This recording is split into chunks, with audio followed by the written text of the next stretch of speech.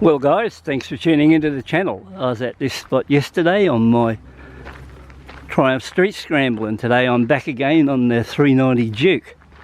Tell you what, this is not a bad little bike. Really interesting little chariot to drive, or ride I should say. I was quite impressed with it back there on the bends. Like for a $7,000 bike it was quite nippy. I give it the 13 kilometre run. I think I've put how many kilometres on it now. We'll rip her up 28 kilometres on this bike. Surprisingly, this little bike's really quick through the corners, so the handling on it itself is really well sorted out. So you know, it sort of handles that pretty well. So I didn't go through specs on the bike back there when I jumped on it, so to give you an idea, it's got 17-inch wheels front and rear. It's fitted with ABS braking, no traction control. It does have LED headlights. It's got LED indicators, front and rear. Plus it's got LED tail lights. So it's fairly well sorted out there. It's got a big TFT display, which I'll whip it back on again for you to have a look at. With that big ready to race display. Everything you want on that display, so like everything you want. One good thing about this particular bike, it's fitted with drive-by wire, and it also comes standard with slipper clutch, and the clutch action is really nice. Now take a look at this wild looking LED headlight. I'll just turn the light on, you can have a look at it.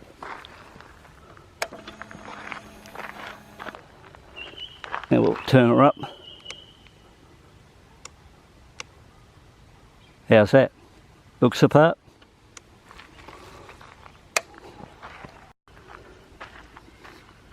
Another great feature on this KTM 390 Duke, it's got a three-way braking system, you could say.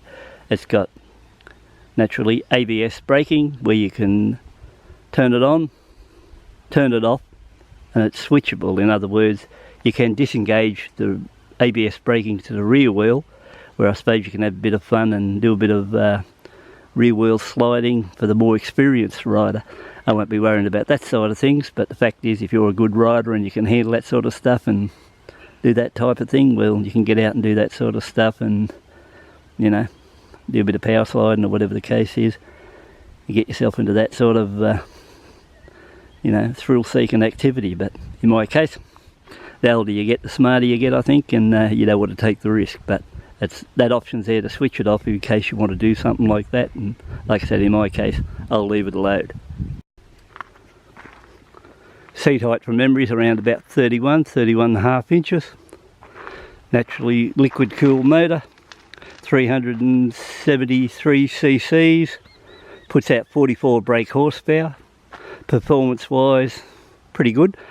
Now notice a slight bit of vibration in the handlebars and a little bit of buzz in the foot pegs, not enough to worry you.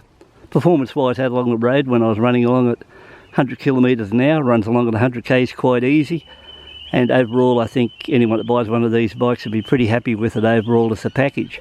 Comes in at Australian dollars, 7,000, jump on the bike right away, so that's pretty good for a bike for what you get for somebody that's out chasing the bike, and more importantly it's learner legal.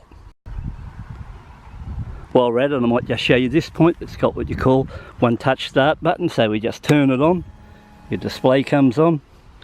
Just get over and press the start button and hold it down. And there she does, kicks over and starts. Not a bad sort of exhaust note for what it is. Give her a bit of a rev.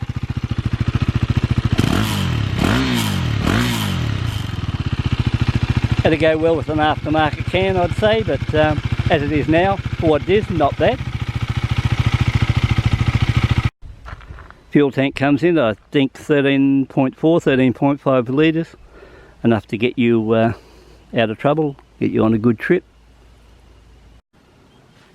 I think those big mirrors look a bit on the dorky side when we swing around now on a rotation and have a look at them, but I'm not the only person who possibly thinks that, but they do look a bit stupid. By the way guys, this is my own bike, this isn't a a trial bike where I go out and have a test ride on. I actually purchased this bike, so this is my bike, so that's something I thought I'd bring up now. I will give a on-ride review of this bike later on, but at the moment my external mic's out of action, so I can only do a side-by-road report on it. Now, the seat on the ride was a bit firm out here, so, and the actual riding position on this bike, and I'll sit on the bike now, is it feels like when you're on the bike now that you are almost sitting over the front handlebars, and you can't, from where I'm sitting now, you can't really, I'm on the bike, you can't even see the front wheel. There's your front tyre there, but from here it looks like you're riding right over the front of the bike. A little bit of effort or a little bit of weight on your on your shoulders, and you lean forward and there's your tyre there. So you can't really see anything in front from your display. It's almost like you got no tyre at all, or no wheel up front at all. So it's a strange feeling compared to yesterday being on the Triumph where you see everything, but just feels a bit strange, like you're riding a little mini motorbike. So there is a bit of difference between yesterday's ride and today's, but as far as handling performance goes, this thing takes off like a rocket. So, you know, overall it's it too would be a good bike to point up this road here.